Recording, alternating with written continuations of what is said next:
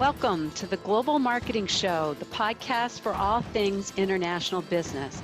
I'm your host, Wendy Pease, president of Rapport International and a translation expert.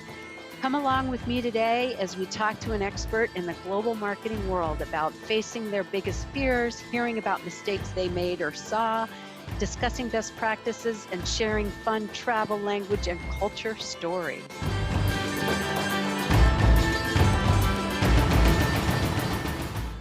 Hello, everybody, to this episode of the Global Marketing Show podcast. As always, we are sponsored by Rapport International, who focuses on high quality written translation and spoken interpretation. They're really good at answering your questions if you have to communicate with anybody internationally. But rather than talking about that in more detail, I am going to welcome Hakan Ozsancak today. He is the EVP and Chief Finance and Communications Officer at Washington Institute for Business, Government, and Society. He's got a real exciting background of working at the AP and working at China Central TV. And he's a person who breaks silos all over the world. So welcome, Hakan. Thank you so much, Wendy. Thanks so much for having me here. Yeah, so you gave me a great quote about silos, so I had to introduce you that way. You want to share that awesome quote you have? Yeah, it's actually, I need to make sure that it's attributed to our CEO and founder at the Washington Institute, Jim Moore, who I've known for over a decade. He says silos are for farmers, which I think is just a fantastic line. And I know he uses it a bit, but I think it's just such a great line and it's so correct in the corporate world. It is actually fantastic. I love that. All right, so tell me what you do at the Washington Institute for Business, Government, and Society. And I'm pretty excited to explore your mind more because somebody who heads Absolutely. up finance and communications is a special person. Yeah, I think we're a bit of a rare breed, but I think it's because of my background from, having had 17 years experience in broadcast journalism, like you mentioned at the AP and CCTV, and then doing my executive MBA and then getting into more of the business side of things and having that kind of finance understanding and P&L management skills as well. So I think it's we used to call that in journalism a combination platter. So I think it's a good combination platter to have. And, so it's been, of course, like any organization, we've had, of course, challenges due to the coronavirus, the pandemic itself. So we've been, very quick on our feet. We've been able to do a really great pivot going from kind of in-person events to lots of virtual events as well. So I've been focusing on that quite a bit, of course, from a communication standpoint, a lot of end marketing, doing newsletters, again, fireside chats, webinars, we've been focusing on that quite a bit. The Washington Institute. So the Washington Institute for Business, Government, and Society is it's still a startup. We've been around for about 3 years. It's a 501c3 nonprofit, and we focus on three main pillars, which is corporate social responsibility, technology innovation, and the global economy. Our CEO and founder was Assistant Secretary of Commerce under Ronald Reagan, and then he taught at Georgetown's McDonough School of Business for a long time. So, of course, the global economy is right up his alley, is his bailiwick. So that's one of the pillars.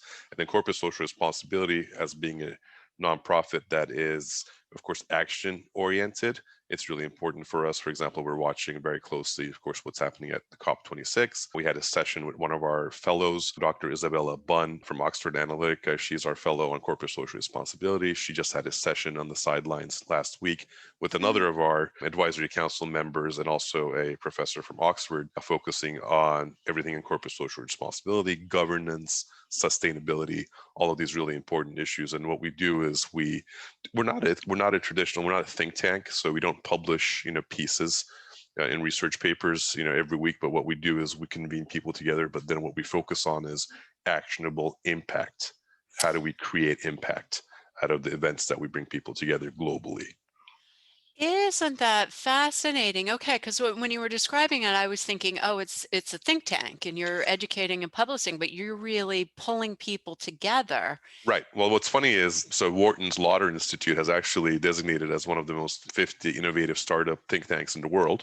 out of a group of Yeah. like 8,000. And we accept that, and we're very happy about that designation, but we just want to make sure that we go that kind of one step further as well, and focusing again on action and impact and bringing together people from youth, business, government, society, global leaders together. And then how do we focus on recommendations? For example, one of our major events that we just had in mid-September was a global sports conference, which was called, Unity Through Sports, looking at Tokyo, the Beijing games coming up, and the Qatar World Cup, using that as a peg to get into a conversation talking about gender equity, diversity, inclusion, all kinds of different areas. Sports diplomacy was one of the big areas. And so now we're focusing on a major impact report based out of the conference and the lessons learned, so that we can say, for example, in gender equity, here's the issue that we're addressing. And then in the subsequent years, we can look back and say, here are some areas that still need progress. Here are some recommendations that we had made. And here's the kind of progress report that we're looking at it as well. So again, like something that is very actionable as well, and, Right. and impactful. I know I keep on saying that word, but it's really important for us. Right, right, right. Yeah, no, it makes my parents were professors and they talked about applied research a lot. Mhm, So what is it that you can take and apply as mhm, opposed to doing pure research? And there's a space for both, but mhm. it really thinks like you're taking and you're doing the real application. Let's not just research, but why are we researching to get to where we want to go? Right, and that we What actually can have we do? we have a fantastic university consortium actually made up of some of the biggest universities in the world, the Princetons, the Columbias, the Browns, the Georgetowns, the Georgia Techs of the world. So we work closely with them as well. But to your point, then it's about bringing that together with actionable impact and what comes out of these important, because get-togethers, because the word convene is not quite enough, right? You need to No, go one step forward. Convening is really important, bringing people together from business, government, society, public-private partnerships. Another area that we focus on is cybersecurity. We have a very good relationship with the new cyber director, Chris Inglis, who was one of the commissioners of the U.S. Cyberspace Solarium Commission. So we've done events with them. But again, like in that case, some of those recommendations then went into the National Defense Authorization Act, into the NDAA. We did similar work with the National Security Commission on Artificial Intelligence as well, which was led by Eric Schmidt, former Google, as well. And again, there we mm. focus on how do we bring the public and private sectors together and focusing on these issues. Okay, so there's a lot and a lot of different avenues that could go down to, but I want to go back to sports because a lot Sure. of people can really relate to that. And it was Hmm. very interesting to me that you said global and sports and gender because in a lot of countries in the world, women don't play sports. And so, I mean, a lot of places in the world, women don't get education, but how are you looking at sports for gender equity? Like, how do you break that down and make that something Right. equitable when you have a culture where it's just not accepted or done? Right. And it's, I think, so what we've done is in one of our fireside chats conversations that was part of the conference, we had four amazing speak about the issue of gender equity in sports. And now what has happened is we're working so closely with them. And what I call them is there are ambassadors talking about the issue of gender equity in sports, and it applies to society. We have an amazing partnership with Wasserman, who they represent a lot of the, athletes. I think something like half of the women's soccer team, a lot of athletes in the US and globally they represent. And they have a think tank called the Collective. And the Collective's kind of core mission statement is actually focused on gender equity itself. So again, we're working with them closely. And what we decided was that rather than, uncovering five different issues on in gender equity, we're going to be focusing on one. So for example, this Friday, we actually have our next meeting where we're going to be talking about brainstorming about what issue we should be raising in our impact report that's going to be coming out in early 2022. We're working closely with UNESCO. They're one of our partners, and they have Right. a Okay. So you're brainstorming about what one of the issues would be. Give me some examples of what could some of the options be. Is it more women to play soccer, or is it like how do you make sure. that Sure, it's sure, but in our case, actionable? in our case, it's not just about again sports. It's about how that's applied to the rest of society as well. So, for example, one of our partners, DC Scores, fantastic, nonprofit, works with the Washington Spirit and DC United here as well.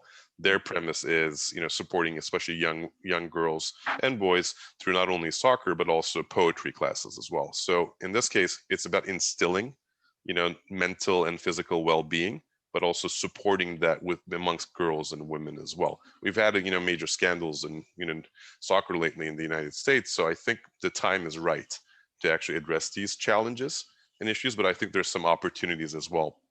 We have the Women's World Cup coming up in 2023, and then with the United Cup coming here, the men's soccer World Cup in 2026 in North America. I think it's a fantastic opportunity for us to address these issues and challenges, but also come up with opportunities and recommendations as well.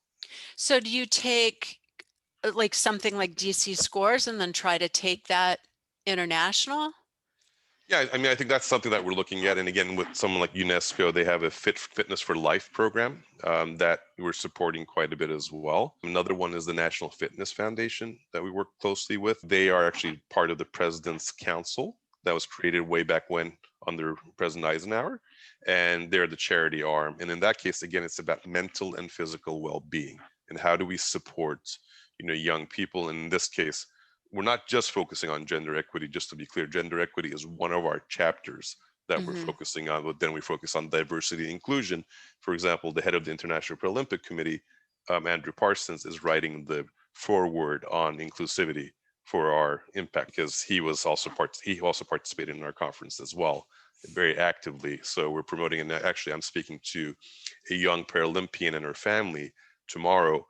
She's 14 years old from Uganda, Paralympian swimmer. She was the youngest in the Paralympics, but she's become a spokesperson for the Paralympic movement as well. So we're going to be incorporating what she brings to the table as well. So there's a lot going on in this space, but I think it's inspirational too because it's the way how we can apply what we learn from sports into the rest of society as well. Right.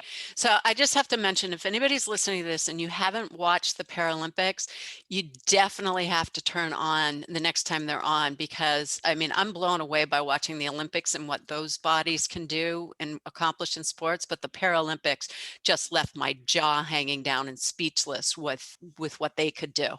Amazing, Um, oh, amazing, and it's credit goes to the U.S. OPC, which I believe with the prices for them, they made it actually equal price now, whether you're a Paralympian or you're Olympian as well, Oh, which I that's think is fantastic. And really important. some of the swimming times were faster than the able-bodied swimmers. It's So, unbelievable. It you really is. imagine swimming without arms and being able to beat the times. Right, right, Yeah, right, yeah. for So, but sure. anyway, we're sidetracking. Okay, so you're working on all sorts of global stuff. You're pulling people in and you're communicating across languages and cultures. DEI is huge here in the United States. It may not be as important in other countries. How do you work across languages and cultures to come to consensus on, what your actionable goals are going to be? Well, it's a great question, Wendy. And as it happens, just personally, I'm lucky enough that I lived in 7 countries and I, speak 5 languages. My mother is a linguist. I think it's a little bit genetic as well. I think I got the skills from her. But beyond that, we've had in our small team quite a few people, who speak other languages as well, including Arabic and other languages too, Mandarin. So what we've done is we've been really smart about, of course, using those skill sets to be able to get in touch with folks as well. And even when we're reaching out to, for example, a major university at Sciences Po, Paris, we used one of our interns who helped me out. He's from Morocco originally, and he helped us out quite a bit, kind of getting the message out to them in that case and communicating. But you're right that, D&I is important here in the US, but also I do think, more needs to be done, of course, in that space. I do think that every day you're seeing a new announcement on LinkedIn and elsewhere of someone who's like, chief people's officer, or more and more people being announced about, D&I as well. But back to your question, I think it's just about, kind of just hitting it hard, making sure that people get it. I mean, corporate, it's in our DNA. What I was saying is just keep on hitting it hard on that issue as well, from a cross-cultural communication standpoint as well. I think that that's critical to be able to do. But we are seeing it more and more also in other parts of the world as well, in our own work. Oh, you are. Okay. Okay. So in language, you've had internal employees that are bilingual that can help you communicate and reach out. Trilingual, bilingual, all kinds of folks. Yeah, that's been. Okay. We're a very global organization, despite being Washington Institute. We're also involved. We have places in Singapore, Oxford, in Paris as well. We're looking at certain places in the Middle East as well, and also Silicon Valley, because one of the other areas that we focus on is technology and innovation again, but also kind of like the divide between Silicon Valley and Washington, D.C. as well. That's a important area that we look at as well. And there's so much going on in that space too. Oh, it's huge. So you've got employees that can reach out and do the research, but then when you gather the people together and they all speak different languages, how are you doing your meetings?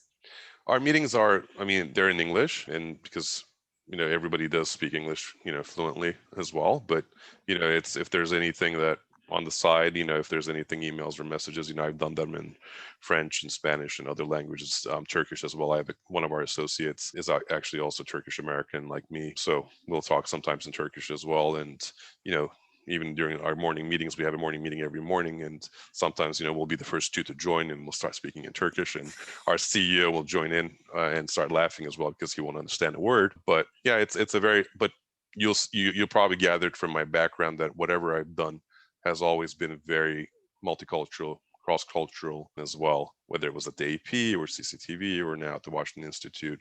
It's like kind of bringing those different groups together in a very diverse way, in a very rich way too. And Right. I do believe that's some of the secret sauce comes from that, right? Being able to bring together different groups together successfully.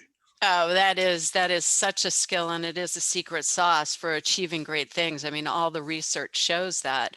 So, yeah, tell me more about the when you worked for CCTV or China Central TV, Sure. Yeah, that was CGTV. What yeah, is it called? yeah, so it's China Central Television, but then so it was CCTV America when I joined in 2011. I was recruited having worked 10 years at the AP. This is when they decided to come and open a broadcast center in Washington alongside another one in Nairobi. Since then, they also opened another one in London as well. But in I can't remember the exact year, but at some point there was a name change. It became China Global Television Network for the entity here in the US. So CCTV, CGTN, basically the same thing at that point.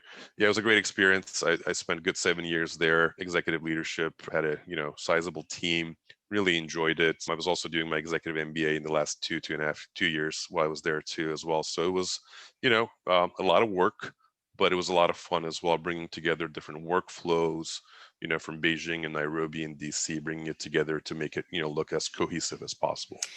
So, what was their goal for coming into the US market? Were they doing Chinese TV or were they?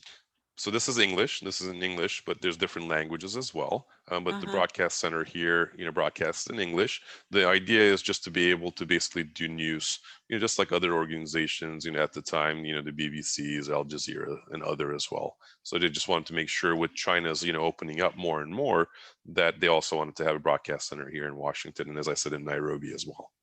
Okay. Okay. So now I get it more.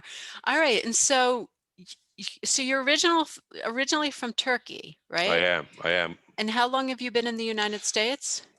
Way too long. No, I'm joking. Or how old were you you know, when you came here? I was 16 and a half as a freshman in college when I came Ooh, here yeah. for American University here in Washington, D.C. So I've been in the Washington, D.C. area for now almost 27 and a half, 28 years.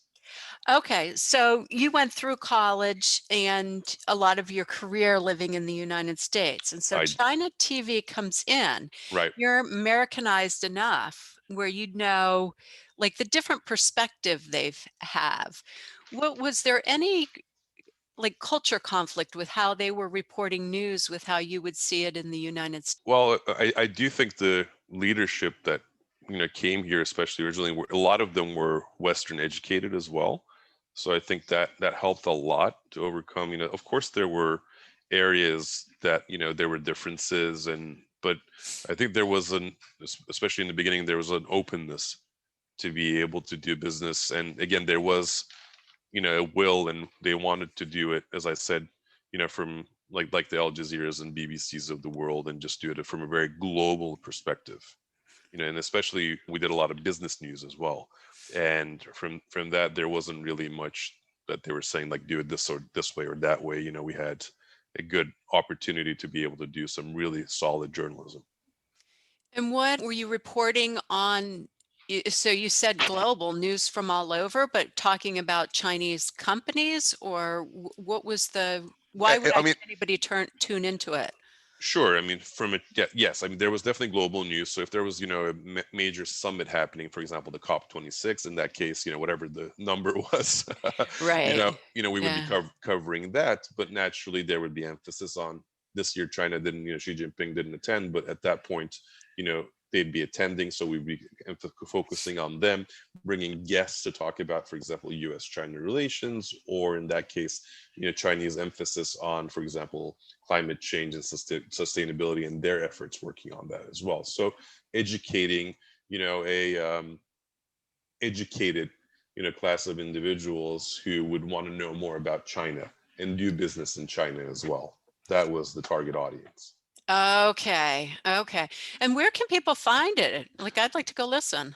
I'm sure you can. It's live streaming, so I believe you can still go to cgtnamerica.com and you can just check it out that way. So, there's when I left, this was in, July of 2018 or so. At that point it was 6 hours of programming coming from Washington D.C. So yeah, it was. You can just go to cgtnamerica.com and watch it that way. Okay. And then tell me about the AP. Like, did you immediately get Right. involved in global business there? Yeah, I mean, I was pretty junior when I first started. This was a few weeks before 9/11, so I had to learn very fast. And I didn't, of course, this was very junior. I used to also bartend and in the evenings as well, just to make some extra money. But, it was a very, of course, intense period of US and global history. I learned very fast. I learned the ropes, but I had some really great mentors at AP as well who kind of took me under their wings as well and helped me out in the process. But yeah, I mean, it's such a global agency. It's the oldest news agency, of course, in the world. So again, with my background and what the AP stood for as an agency and providing, really solid journalism, it was very global from the beginning. So I found myself, not bringing only my skill sets and being that kind of globally minded person, but also everything that we did had a global touch to it as well. Oh, right, right.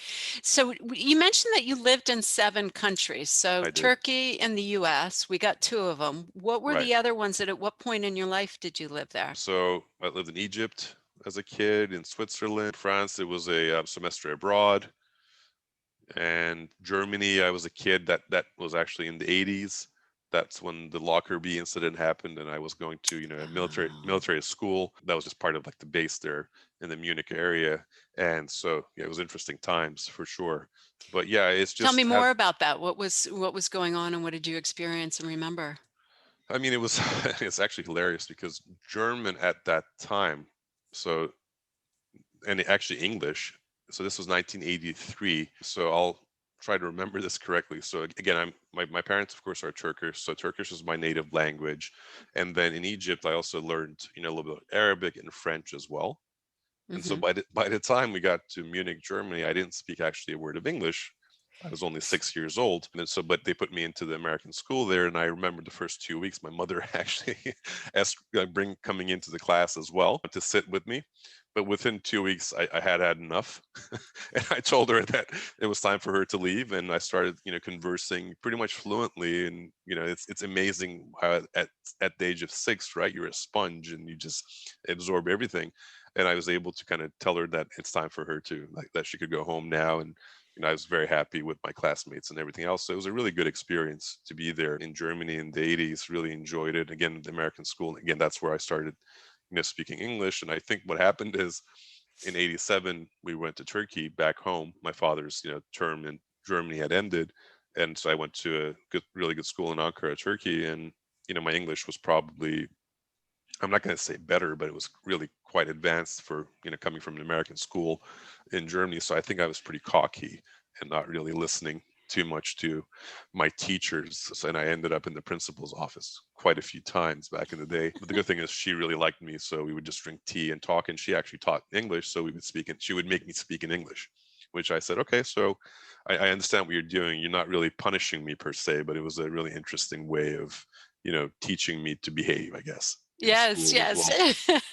well. So I stayed there. My father was a Turkish diplomat, so he was sent to Algeria and then to Iran later. So because of that, we didn't go with them. So I stayed back in Turkey and finished high school. And then after that, I came to the States for college.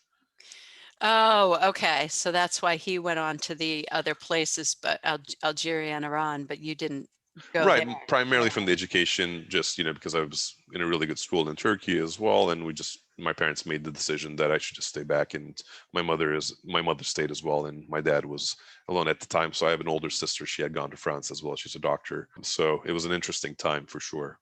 Yeah. So you've lived all over the place. What do you think what was the hardest move that you had? Like, what do you remember struggling the most with Um, language, culture, making friends, sure. Well, ironically, I think even though I was the oldest coming to the States at the age of 16, I think, you know, that probably, even though it was college and it was so much fun and everything else, I think I had a bit of a culture shock from Mm, the standpoint of, and I felt, especially in Turkey, there's a very kind of, I would say, like a very collective mindset of, everybody taking care of each other and being kind of, for lack of a better word, on top of each other at times. But, I found, the dorm life my first semester to be kind of a lonely world. And I just had a hard time adjusting. I mean, it wasn't a language barrier. Obviously, I spoke English, quite well. It wasn't that, but I think I became much more extroverted actually later in my life. I was a bit introverted at that time.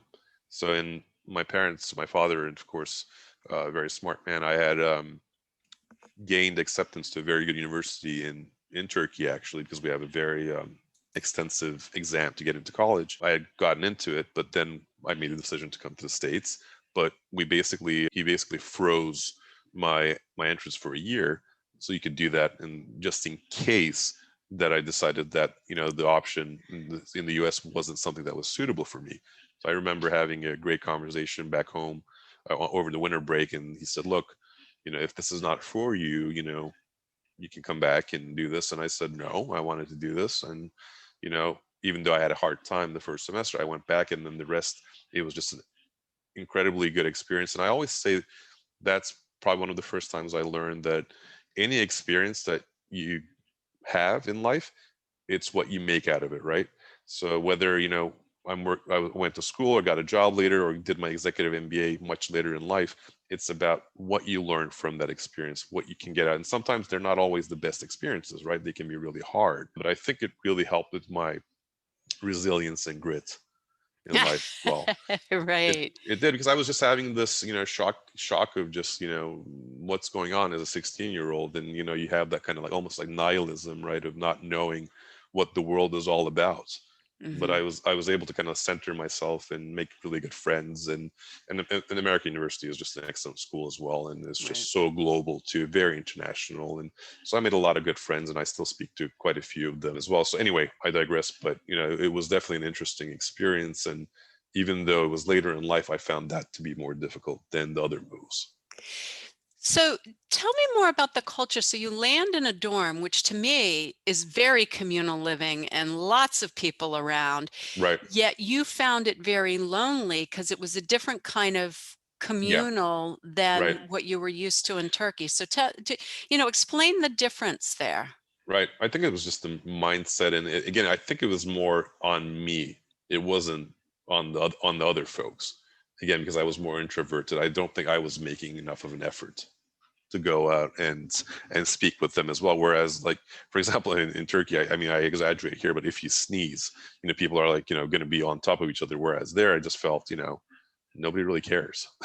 you know, everybody Yeah. just kind of cares about themselves. But of course, I was generalizing big time, and I made very good friends. I had a roommate and everything else in college, and it was, as I said, it was more on me and like kind of seeing what I needed to tweak myself, and that's what I came to the realization over the winter break. And when I went back, things just started changing exponentially. Okay. All right. So I Does that make guess sense? it does make sense, and you're taking a lot on you, but there is also a very big cultural thing there that you brought out that in Turkey, if you sneeze, everybody's all over you, probably saying bless you or gesundheit or whatever they say in Yeah. Yeah. Turkish. What would they say in Well, Turkish? çok yaşa, live long. Live long. Okay. Right. But you sneeze here in the US. So yeah, and some nobody might Yeah, and say anything. right, and I use the word sneeze as like if you have a cold, they're going to come and give you, tea, and they're going to take care of you. And I don't know, maybe it's because, I was used to, having my mother around and others around, so it probably wasn't just the same, right? Because I didn't have anyone to turn to as an adult. It was they were over the phone. Remember, it was a different world, right? We didn't have smartphones, we didn't No. have Zoom and FaceTime and everything else. And now, the world is so much more connected. I mean, my mother, I'm sure she'll listen to this later, but she hits me up on WhatsApp probably 5 times a day. I mean, things have changed, a lot, right? Yeah. Since then, Yeah. and a lot of it for the good. Right, right, right. But it also it talks to the communal culture of some countries and the independent take care of yourself American cowboy coming in. For And sure. so in a lot of the other, I mean, if you're in Turkey, well, I don't know, you in Egypt, you'd certainly have the communal, but you lived in other places where Sure. they might be more independent, but not No, they are. as you're talking opposite ends of the spectrum. And now I feel like I'm right in the middle. And it's funny because it's one of those things where if I go back home as well, I mean, home of course is here in the States now, but if I go back to see my parents or others, even then there's not a culture shock per se, but it's like it's so different now because you've gotten used to the American lifestyle and other things as well. And it's just it's a bizarre feeling of of course this is home, this is where my family is, I have my girls, my wife is here, everything else, my good friends are here. But when you get home, you don't, like in Turkey, you don't feel 100% there. And here, of course, I feel very good about it, but there's still an element in you that goes, there's still something that's just not quite right. Yeah. It's hard to explain, I guess, but No, no, I've heard that with other people that have lived internationally. And now, I did as a child. And so where you're living is home, but you carry that early childhood education and culture with you. So right. what is the most different feeling when you go back to Turkey? Like what might culture shock an American going over there? I, I mean, it's probably just the mindset, but I think, you know, Turks, and again, look, I'm generalizing here, Oh, right? of course we It's are. We're playing with it. right. I'm not. I think we're, in general, a bit more impulsive, just more, reactive. And here, we always want to plan everything, right? In the U.S., and things may not be as, orderly if you go back. But if you like that kind of good chaos, for example, Istanbul is good chaos, and you're going to have a fantastic time, and as an American or wherever you're from. So, but it's just that kind of that mindset of, and especially here, as and like here in the Washington D.C. area, things are generally speaking quite orderly. Things are, trains are going to leave in the right time. Bus. I mean, I'm again grossly exaggerating, but Yeah. that to me is probably the biggest kind of change that But if you're multicultural and you've traveled well and you know how to find like the gems in each city and town, then you'd Yes. have a fantastic time. That's what I think is so interesting about you talking about your culture shock. It was, what did I need to change? And there's Right. this recurring theme of people say they're not pointing their finger at different cultures to say they're different. They're saying, as an individual, how would you describe it? What do you have to be as an individual to be able to jump into different cultures to Right. thrive? I think we spoke about this before as well. For example, when I was trying to for business, trying to approach people in Japan, and I remembered that I was having some challenges, and I remembered that my RA from college, which again was a long time ago, did business quite a bit with Japan, introduced me to the Japanese Business Federation here in Washington. I met them. That opened doors to meetings in Tokyo when we were there, and again, I overcame some of those barriers. But it's not just about knowing people, it's about knowing how to actually work that to your advantage as well, right? It's not just about having a network. It's about how do you then help open and navigate those doors, You did especially if there's mention a that to me when cultural barrier. Yeah. before we Right. started recording the Right. podcast, is that Right. you were having a hard time opening the door there and you had been successful in other Correct. countries. Correct. So you had to, and so it really was relationship. It wasn't Yeah, for wow. sure. And as you know, Wendy, a lot of Asian cultures, I think, and this, but again, I don't want to generalize, but a lot of it is about faith and trust. Hmm. So once you establish that, I think then you have a better chance. And I think that was, a lot of my success at CCTV, for example. I was able to establish that. Again, in the Japanese case, by going step by step, I was able to get that, faith and that trust established, which opened doors at the end as well. And I think that's really important. So it's about knowing, in business culture, knowing who your audience is and how you conduct yourself in those times, right? Yeah. So, how about mistakes? You've worked across different organizations, you've seen lots of different things. What mistakes have you made that you kind of grimace when you think back to them? Or, Sure, sure. I mean, look, I think, especially, I mean, I'll just use, you know, China, CCTV and like the, experiences there. I mean, there were a lot of successes, but I think, from a mistake standpoint, sometimes I think it was just what I said before. It's like looking at the other side and saying, oh, okay, they're the ones who are the problem, or they're the ones who are not getting it. Maybe I just wasn't getting it well enough as well at that juncture.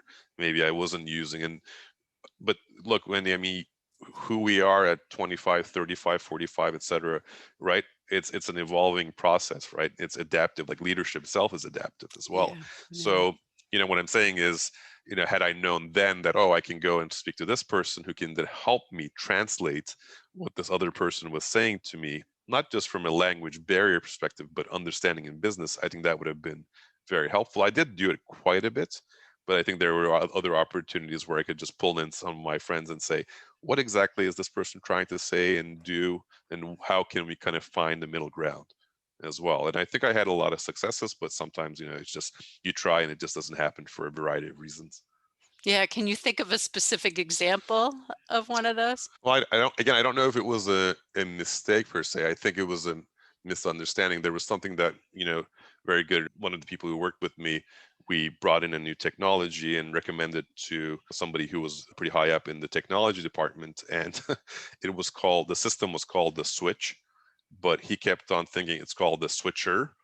So it was a definitely communication barrier. But so it was pretty comical to be in that room now that I think about that and getting to that point. So I wouldn't describe it as a mistake per se, but I would describe it probably more of a misunderstanding, and we're able to resolve it, after a lengthy conversation and what we were trying to do. And then there was a understanding that we were trying to do this to reduce cost actually.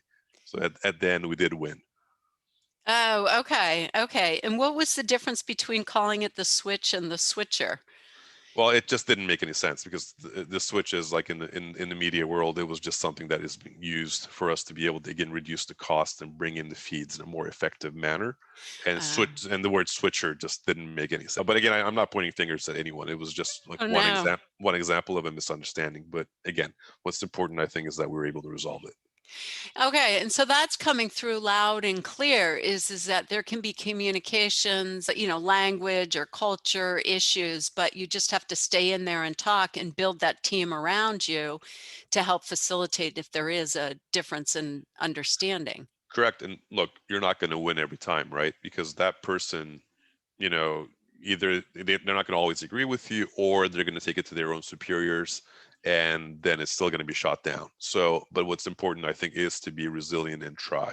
And to your point, having that kind of open communication pipelines. And throughout my career, that's what's something that I've worked on building.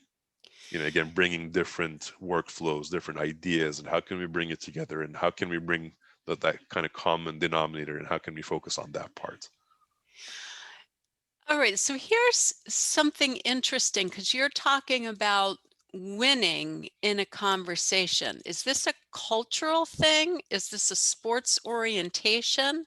It's I don't know. It might even be. I'm not going to call it MBA talk. I think it's just from having an entrepreneurial mindset as well. It's like I think you're right, because if you're one team, you're not necessarily winning there, right?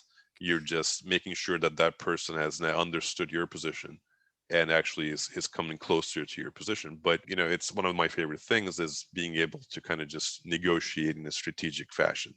And that's when I think winning is just in that context. Yeah. It's winning your own argument, right? And whether Yes. that's internal to a team or whether you have a proposal out externally and you're talking to, bring business in, hopefully that's when you're winning. That's what I'm talking about. I don't know if it's a sports analogy per se in this case. Okay, so it might be MBA talk. So I hear what you're talking. I have an MBA, so I can hear I what you're know. talking about. Is if you have a solution and somebody else has a solution and you both present, you want Right. yours to win because you're probably more vested in it and more researched in it. Correct. Correct. Yeah, and understanding if you don't win. See, if I set myself up to think win-loss, I'd be very upset every time I lost. So I'd really have to work on the resiliency. Sure. And so that's what you're doing, but with the understanding of pulling in the team and communicating. 100%. I think that's one of the things that it's interesting because it's a little different than what we were just talking about. But, you know, later on in life, I realized like one of the biggest skill sets from the AP, for example, spending 10 years there, it wasn't just about, day-to-day operations, broadcast journalism, everything else. It was about storytelling and branding. Yes. If you can tell a story effectively. So again, your negotiations, if you can do a storytelling, if you can tell your brand, that elevator pitch in 30 seconds, right? If you do that well, I think you have a better chance. And then if you combine that with emotional intelligence, which some people have, of course, as you know, and some people don't, then I Mm-hmm. think you have a really good chance of being able to succeed more. How does storytelling now, so I keep taking these really good pieces of advice and then trying to take it across a culture because you've had this experience being able to do that. So in the AP, you're taught how to tell a story, Right. but there can be a different way to tell a story Of course. across Of a course. business, let Of alone course. across a culture. So how would you adapt Sure. that? But again, I think it's whether you're in the AP or whether it's in the corporate world. And I think some of this is also crisis communications, right? It's being able to be very not only reactive, but also proactive and knowing if there's something major that's happening. I think the companies that, are usually a bit, more successful are the ones who react in a very quick manner, in a very concise manner, and they tell their story really well. Even if they've messed up, that here are the things that we're working on immediately, and that there's that transparency and openness. And the ones who kind of hide behind and don't do it in a quick manner, I think are the ones eventually who pay the higher cost and toll. Mm-hmm. Mm-hmm. That's what I mean storytelling and branding from a perspective of not only always growth in a company, that's important, but also when there is a crisis, how do you tell your story well?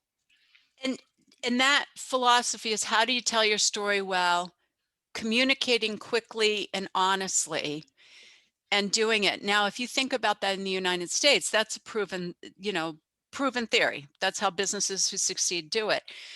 There's also, if you take, going back to Japan, you've got to think about saving face and how you articulate that. True. So how would that story different if there's a crisis communication in opportunity?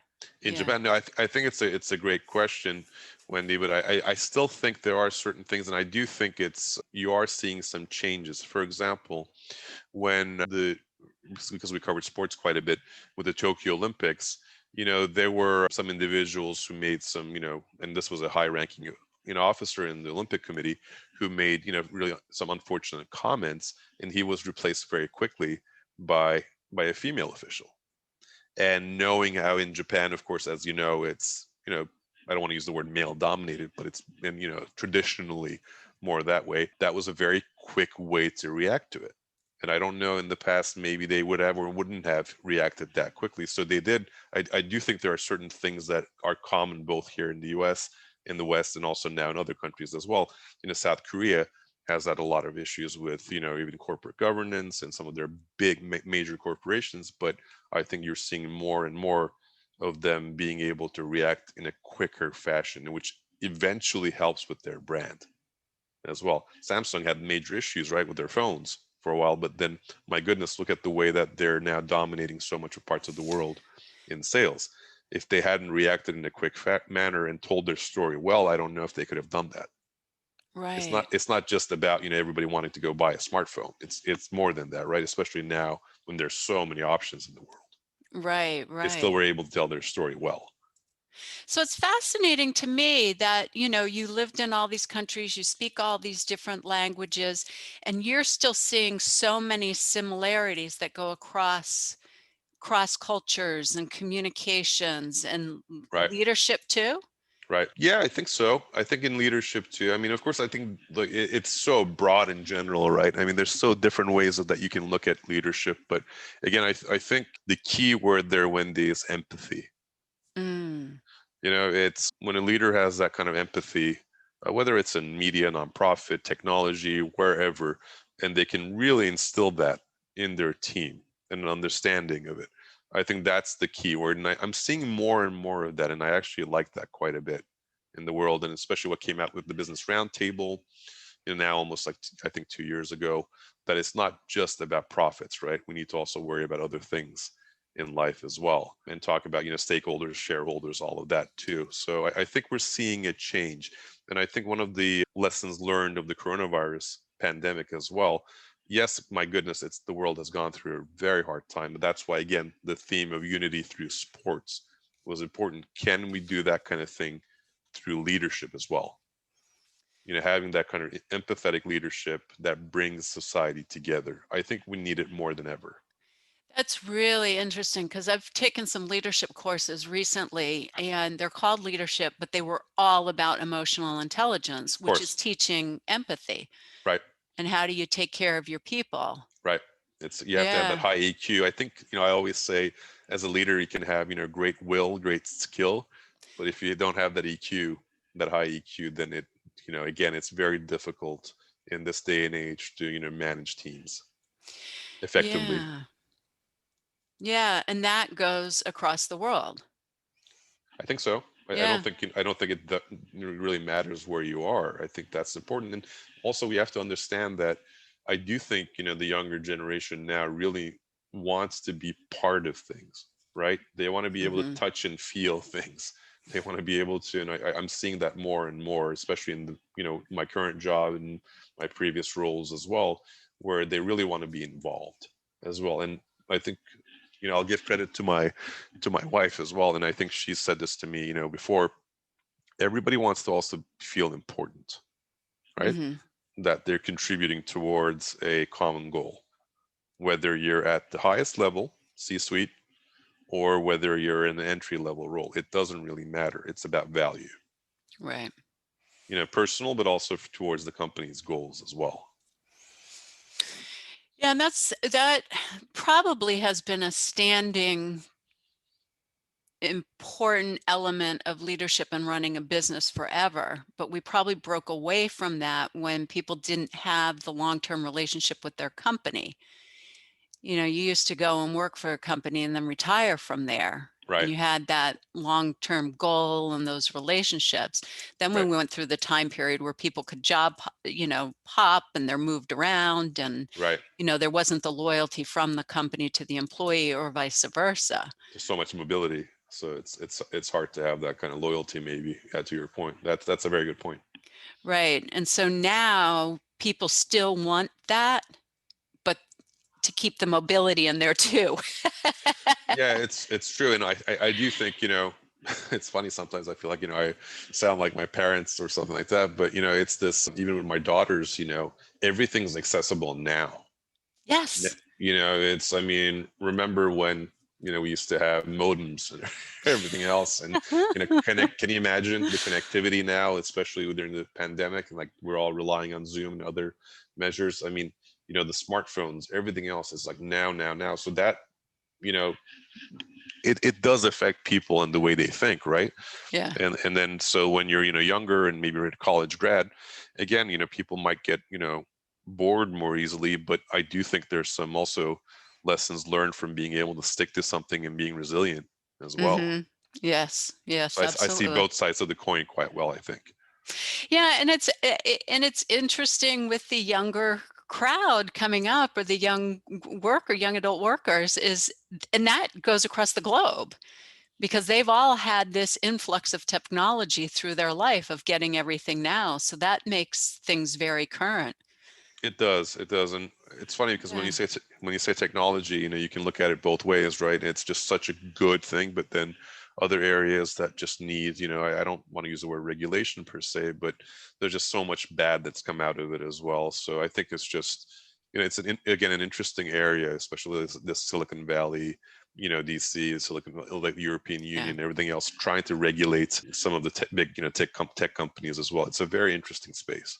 Oh, yes, yes. I've sat back and watched it, and I can see the parallels with the Industrial Revolution of all Sure, the bad things that happened there, sure. regulations that had to come out and, control those, and now the tech revolution and going through the same thing. But we're getting to the end of the time, and I want to get you back to Sure, talking about you. And sure. I'm going to ask this question. What's your favorite foreign word? Foreign word. Hmm, really interesting. That's a good one. I mean, I think, the word kismet, Mm. it's which in obviously, I mean, we have it in Turkish. I think now in English, the kismet, right? Fate. I think that one to me is a key word because sometimes, again, you can do everything right in business, your personal life, whatever, but then you need that little bit of kismet on your side as well. I love that. That's so true. It's more than luck.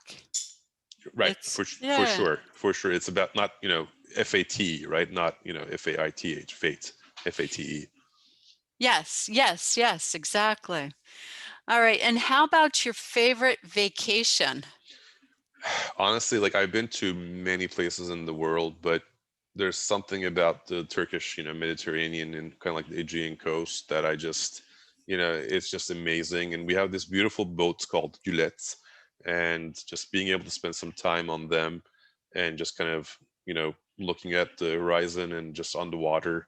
I think there's nothing in the world that I can replace that with. It's just unbelievable. Oh, that's fantastic.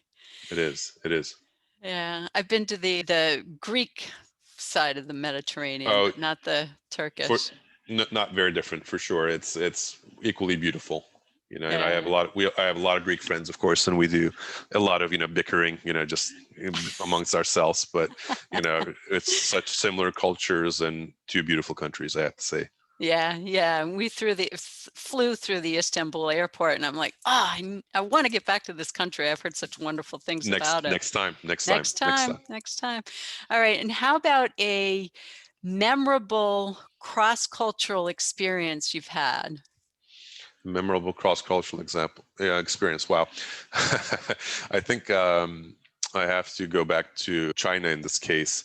We were visiting with the senior leadership at the time at CCTV as well. And, culturally there, not only are you having a very good dinner, like amazing food. I mean, for those who haven't been to China, it's just, I mean, the cuisine there is just incredible. But it's about, also in that case was about having, a certain amount of adult beverages as well, and a lot of drinks were going across. And I think I had at that case done quite well, apparently. So one of the senior leaders, told others, was like, that one, yeah, he's like us. He can hang out with us. And for the record, I'm not like a big drinker or anything like that. But I said, look, you're part of this. You have to be, let go and have fun. And it sure was a great experience. And I think again, back to the point of faith and trust. Whether you do it through over food, and I think food is one of the biggest kind of, again, right, denominators that bring us together culturally as well. So I think that was a great experience at the Oh, time. that's great. That just must warm your head, your heart when you think back to that Absolutely. dinner and feeling, yeah, he's Absolutely. good. Absolutely. Absolutely. It I was a good love that. experience. Yeah. And I'm surprised at the number of stories that have come up about around drinking on the podcast. Oh, And, really? yeah, because here somebody might come and visit American business and they just see them during the day and they might not even go out at night. And they're certainly not expected to drink. But in a lot of countries, that is expected. And I think that's really good to remind yourself. Part of global business, I guess. It is a delightful time. Any final recommendations for people who are going to do global business? I think one of the words that I really focus on quite a bit is the word strategy. I think it's a really critical word. And coincidentally or not, two of the areas where during my MBA that I did really well was strategy and advanced strategy. I just really enjoy it. And I think whatever you do, in the business world, I think having that strategic mindset, sometimes it's easier said than done, right? Mhm. But that to me it might be one of my key words in business, is just, laying out a strategy, laying out a plan, making sure that, even if you do a proposal, a pitch, whatever you want to do, that you know what the value prop is. I always try to look at, if I'm the person who is receiving this, what are they thinking about? What is the value about it? And, how do we make sure that this is a win-win, right? Mhm. So it's not only for the business that I'm, working for, but also how does it look like that also is a win for them as well. So strategy for me, I don't think you can conduct any business domestically or globally without having really good strategy. That to me is key. That is a really good point, and that was well said. Nobody else has really come back and said that, but, whenever I talk about starting your global venture or your global marketing is always start with strategy, and so I like that, and particularly the win-win where you're looking at it from their perspective. Right, Yeah, thank right, you. Good words of advice. Now, how of can course. people find you or learn more about the Washington Institute if they're Sure. interested? Sure thing. So washins.org is our website. We actually are, as a 501c3, we have, of course, Giving Tuesday coming up. So we'll be participating in that quite a bit as well. So there'll be more on the website, on our social media. We're on Twitter, on LinkedIn. They can also find me personally. I'm on LinkedIn quite a bit as well. And, I have a pretty good network there too. So they can find me on LinkedIn. And anyone else who wants to get in touch, it's Hakan Ozsancak at gmail.com is my email as well. I don't mind giving that out as well. Okay, and so do you want to spell your name slowly so people can Sure, find you on LinkedIn? sure. It's Hakan. Last name is OZ as in zebra, SANCAK. Mm-hmm. Hakan Ozsancak. Okay, and so find him on LinkedIn or his full name at gmail.com. And Washington Institute .org? Washinst.org. Wash, WASHINST T.org. That's correct. .org. Okay, Correct. so Correct. that definitely looks like something to follow. Well, thank you so much, Hakan, for being on today. This has been a delightful conversation. So thank you for being here. Thank you so much for having me here, Wendy. It was Yeah. lovely to talk to you. Thanks so much.